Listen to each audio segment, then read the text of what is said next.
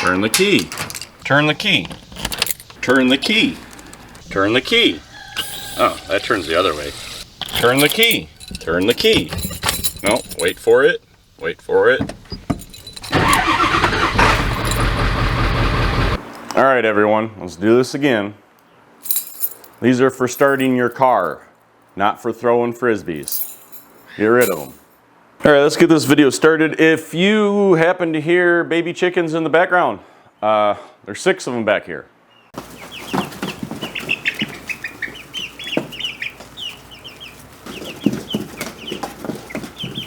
I have chickens, I have rescue animals. Remember, grumpy old man yells at cloud on internet. That's me. This turn the key thing is getting on my nerves. And I'm not trying to say don't do it. I'm advising you to find better ways to fix your nose issue is the whole point of these videos. If the cue works for you and you're happy with it, keep doing it. But remember that you're band-aiding bad technique. So let's go over some of these weird technique things as to why you're probably having to do something like flip your wrist over while you're throwing a disc. Trying to time this flip the disc over thing is absolutely silly. From what I can tell, even just monkeying around with it a little bit, you're going to be pretty likely to hurt your elbow or hurt your shoulder, especially if you're somebody like me who's got shoulder issues. I've talked about this before. One of the reasons that I got into coaching disc golf is because I kept hurting myself. I kept hurting myself with bad technique, bad gimmicks, bad form because of my bad shoulder. So I'm always looking to make sure that we can get good posture and good form, low impact on our body. The lower the impact we can put on our body and the less stress we can put on these joints, the longer we can play and the healthier we can play. So if you're rolling into here and you're going, what is this turn the key thing? Turn the key is something that came from a pro disc golfer's video where he was trying to help his girlfriend who was new to disc golf. It's obvious she was incredibly new to disc golf, maybe even her first day, to try to get her to stop throwing a limp-wristed hyzer. It's something that a lot of newer players will end up doing. They're not doing it on purpose. They don't have enough understanding of techniques. When you're trying to teach people to do certain things, you're going to use weird cues. I don't think it had anything to do with nose angle. It had more to do with rolling the wrist under during the throw, because if we throw under and we roll the wrist under, that disc is going to come out and it's going to hyzer. Okay, I got my shirt off so you guys can see the muscle groups. I want you to be able to go along with this with me, and with a shirt on, it can kind of hide some of those things. I want to make sure that there's as much understanding as possible with some of the things that I'm going to talk about, because a lot of the things that happen here and happen in our wrist are important to why turn the key works for you, but why it's a bad clue and it's a band-aid. And most of that comes down to setting our body up so the only thing it can do is pronate. Pronate is when your wrist kind of basically pops under. Now, to be as perfectly clear as I can, our wrist doesn't rotate.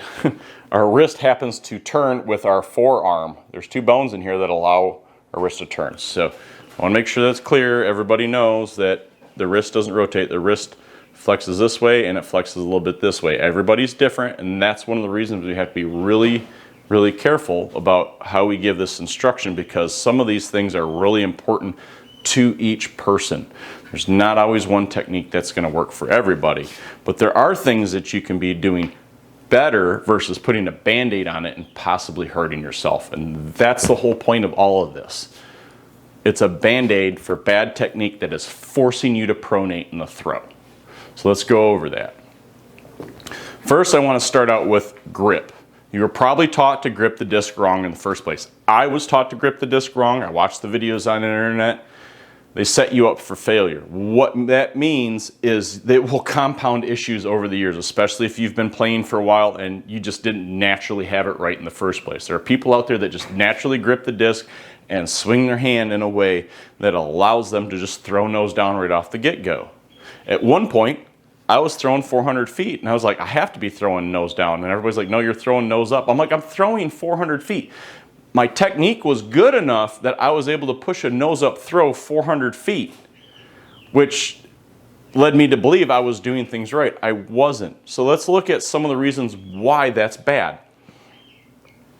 This wrist needs to articulate on the plane of the throw. So by plane, I mean the trajectory of the disc. So if the disc is going this way, our wrist needs to articulate on that trajectory, okay? To make sure those things line up, our grip has to match the articulation of that. Where people get into trouble is if they have a bad grip or bad posture, the only place your wrist can articulate is under, because what your body is going to do is take the path of least resistance, especially when we're performing something as aggressive as a disc golf throw. We're throwing our arm out. Our joints have to take that stress. We want to do as much as we can to relieve all the stress we can on them as much as possible so they perform the way we need them to for starters, but so we also don't damage them. So doing something aggressive like trying to flip your wrist over to correct your pronated posture, because that's the only thing your wrist can do, you're putting stress on these joints. That's going to limit you or possibly hurt you. Just want to make sure that's clear. This is one of the main reasons I don't like this. If you're not concerned with any of the rest of this stuff that I'm going to talk about and it works for you, I mean, go to the next video, because if that makes you happy to do the turn the key technique and you're not curious about why you're having to do turn the key, that's cool. I mean, you do you. I'm not going to tell people that they need to disc golf different. I'm just going to be here to try to get you the root of the problem. And turn the key is a band-aid for a problem that we can address, which is actually pretty simple by basically relaxing and adjusting our grip. So let's use a really simple technique that was actually something I learned for putting to help figure out our grip. We're going to kind of mix this up. We're going to do a little bit of like the briefcase, but the idea is we're going to throw this disc up in the air, because in order for us to throw this disc from a disc golf grip straight up and down, our wrist has to flex on that plane. Well, there we go. We got this? Okay, so we can just kind of hold the disc in our hand and kind of get into a spot where we feel comfortable. We want to make sure this grip isn't like something super loosey-goosey where we have no control over the grip, but we also want to make sure that we're not so far into the disc that we're hurting our ability to articulate our wrist, because these things kind of go together. So we want to make sure that we have good mobility in our wrist in the plane that we want based on our grip, because when we translate this to this, I hope everybody's getting that. The main thing to remember at this particular point when I'm showing you this, because we can sit here and visualize this very simply, my shoulders are relaxed. My shoulders are matching the plane of play that I'm talking about throwing the disc on. Okay. Where can we go from there?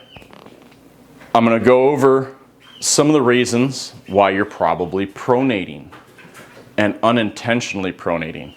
So a lot of it comes from bad instruction a long time ago and just like the old common knowledge. So let's start out by, what is the nose angle of the disc? That's the purpose of this piece of tape on here. This is from some high-speed footage I did. Most people think where the tape is pointing is the nose of the disc. We watch people, they push the nose down. Well, that's not the nose. This disc has to rotate out of our hand still. So Pete Ulibarri talks about it. I did some high-speed footage on it. What my high-speed footage found, it's not necessarily directly straight across from your hand, but it's close. Because when this disc rips out of our hand, it's right there. That's something that's really important to think about, because if you already have fairly good technique and you're trying to do turn the key and you're like, why am I throwing it into the ground? It's not because you're throwing the disc nose down. It's because when you have good technique and you're trying to roll your wrist over, what you're doing is you're basically chopping the disc into the ground. It can't go anywhere. I watched a guy at my league night. He was throwing discs 20 feet into the ground. This guy throws 450, 500. I'm like, dude, what are you doing? He's like, I'm trying a new thing I saw on the internet. I'm like, you're trying to turn the key, aren't you? He's like, yeah, why isn't it working? I'm like, because you're putting so much off-axis torque on the disc, it has no place other to go than into the ground.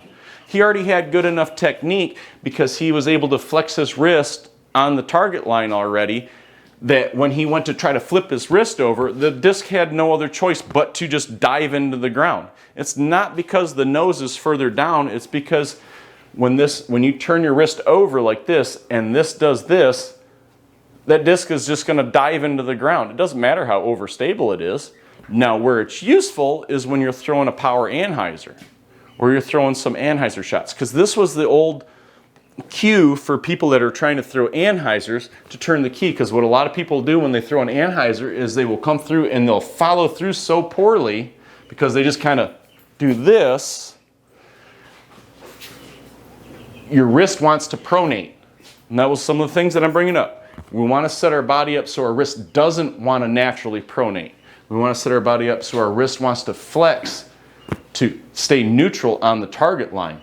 What the deal is if we think about this particular thing and we come up on an anhyzer and we try to finish over and low, does that make sense? Over and low, our wrist isn't going to pop under as we finish high. Follow through has a lot to do with it, as well as setting our body up. I know I keep saying setting our body up, so let's go over it. If we're trying to push the nose down because we have some magic feeling in our head that this is the nose of the disc, when we turn sideways and we really try to, I'm exaggerating, but when you really try to pour the coffee, we're putting a lot of stress on this elbow joint, and these muscles in our shoulder have to do this. When we try to sling the disc, we're putting so much stress on our arm, our body wants to naturally pronate the wrist when we follow through. We don't want to do that. We want to relax. It's the same thing if you're trying to over-muscle the disc with your shoulder. If you're trying to over-muscle the disc with your shoulder, it's really hard. The only way you can get over top of the disc to get the nose down is to try to fling your arm over. That's a Band-Aid. That's turn the key. We're over flexing, we're trying to come through and we're trying to stay on the plane and get our wrist to flex, but because we're so tense and we're so bottled up, the only thing our body can do is pronate. So people are turning the key and trying to come over top of it. If you try it slowly and you try bunching up these muscles like you probably do if you watch your own footage, because you'll watch it, you're not throwing nice and relaxed with your arms and shoulders. Watch your shoulders in your throw when you do a form check. It'll look like this. And you see how bunched up my shoulder is? This is not how we don't want to do this when we throw. That's bad. You're going to tear up your shoulder. That's why your shoulder's sore when you've been playing all day. Because you're throwing with your shoulder. You're not throwing with your body. We want to use all these muscles to create this nice beautiful whip and flowing action. Take your disc. Let's get our grip. If you're throwing really high up here like this, you're already bunching your shoulder up. How Matty-O does it, I don't know. He's special. Not everybody's body's the same. We're looking to find what fits best for our body, our frame, and the way our joints articulate, okay? We got our grip. We know this motion works.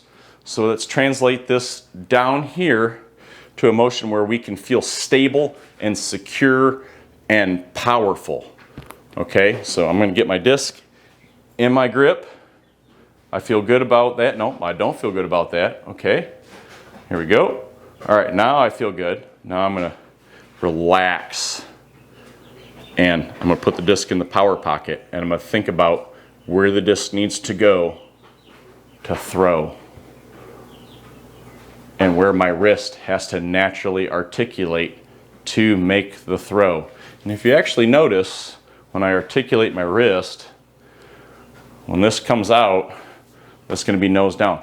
I am not turning my wrist over. That is the natural articulation of my wrist with the disc in my hand from down here. If I want to say throw nose up, maybe I raise it up. My wrist is naturally going to articulate here. You can try these things. It's really simple. We're looking at how can we grip the disc so the flexation of our wrist can stay on the plane of play. We're not overusing muscles to cause ourselves to become off of that that plane because our body naturally wants to take the easiest route. We want to set our body up to take the easiest route for the most success. Most of you are probably throwing too high in the chest. Keep it simple. Don't overdo it. Relax. We want our shoulders and our joints to be able to work and survive. Gimmicks can help you feel things and feel out things, but there's no one-stop fix for addressing the root cause. And the root cause is most likely your grip and you over-tensing your shoulder and trying to pour the coffee too much. And what that's done is caused you to have compound issues. Now you just gotta figure out your grip, chill out, relax, throw easier. I've done this with students. I've changed their grip. Relax, don't throw hard. And they're throwing further than they are when they're throwing as hard as they can. Why is that? Because they're not throwing wheelies. They're not trying to get to the International Space Station with a trajectory of flight that's going to take them into low Earth orbit. We want to be able to match our body's flow and impart that flow into the disc. When you set your body up for failure, you're going to have failure. That's the key to keeping it simple. Relax, keep it simple. Okay, I know this one's going to come up in the comments, so we're going to address it right now, right at the end of the video, as quickly as possible. But the briefcase Gary guys, they got to turn the key to get the disc out. No. If you want to think about it that way, go ahead. I throw briefcase carry. I'm going to tell you why I throw briefcase carry. We're going to take our little concept that we talked about earlier with our grip, right? I'm gonna keep this disc right here and I'm gonna move into my backswing. Everything is relaxed. I'm gonna drop the disc down so I'm in a more stable position. When my body shifts and I bring that in, if you try to bring this in here, you are gonna have really poor success. You're not flipping the disc through when you're trying to throw this. You are bringing the disc up into the pocket here and then pushing it out on the plane. What the briefcase throw allows you to do is stay relaxed longer, because when we're trying to get in our backswing and hold this disc up, especially if we're holding up the disc too high, we're not in a really stable position here to really hold the disc. If we're down here lower, that's why a lot of people tell you, get your backswing lower, get your backswing lower. Because this is a more stable position where we're not overusing our muscles, versus here, this is easier. If you want to make it even easier, we can relax. You can hold this position all day. Well, not literally all day, but this is a very comfortable and relaxed position, allowing our shoulders to be relaxed. And that's what we want. So when we curl the disc into the pocket, because that's what we're doing here, and then we're coming out on the plane, it will help you stay relaxed more. It'll help you keep the disc down, because it's really hard to briefcase carry here because you're going to feel weird pains. If we keep relaxed here. And the other thing I'll tell you about briefcase carry, if you try doing it and you figured it out, you don't actively think about this. You never actively think about getting the disc up. There's no, ooh. Because let's look at that. If we're trying to flip the disc over, our elbow has to basically pin down to our shoulders so we can, or our hips, so we can get out. And let me dispel this another way too, because forehands is another way we can look at why turn the key is a bad cue. Because if turn the key was the proper cue to get the disc nose down, wouldn't we use it in forehands too?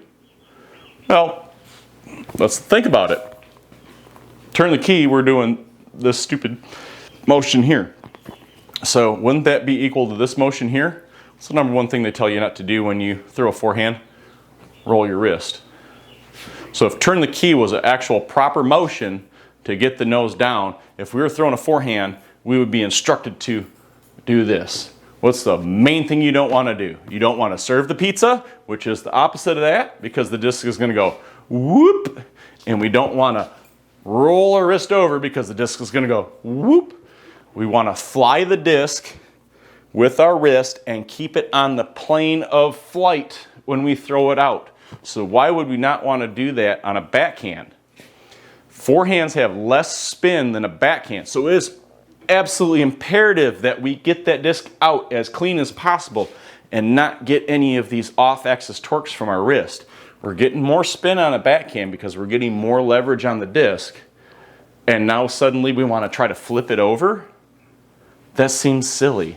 Now, the idea of parting off-axis torque on it from the backhand trying to flip it over, I don't think that's correct. I can see the stability of it coming out, but I've also got some high-speed footage. I want to shoot it again because it's not the greatest, but I have multiple throws on high-speed footage where you can see the disc visibly coming out of my hand, nose down, and it immediately stabilizes out, nose up. Trying to use off-axis torque to correct the nose angle of your disc is not a very good way for us to consistently control this disc. What is consistent is getting the grip and making sure that our wrist can flex on the target line without deflecting in the wrong direction. So if you watch Philo, I don't know where the clip is, he had a clip where he talked about it, and it stuck with me a long time ago, but he says, this is the most important thing right here. This motion. And you're like, what is Philo talking about? He's talking about making sure that you can control this disc out of your hand and keep it on plane with the least amount of off-axis torque. I hope you guys enjoyed the video. If you have some questions below, I know this is a burnout topic, but I want you guys all to be able to fix it, well, and girls, to be able to fix it from the root cause, which is most likely something stupid and simple that we've just developed from bad instruction. Stay relaxed, get a good grip, and don't throw so hard. You will see things go. And don't get frustrated when it goes bad at first. It's gonna take you a minute to get used to it. Let it adjust. Most people, they give it like 5 throws and they're like, this doesn't work. Well, it takes a minute. Everything takes a minute, especially when we're trying to correct bad habits.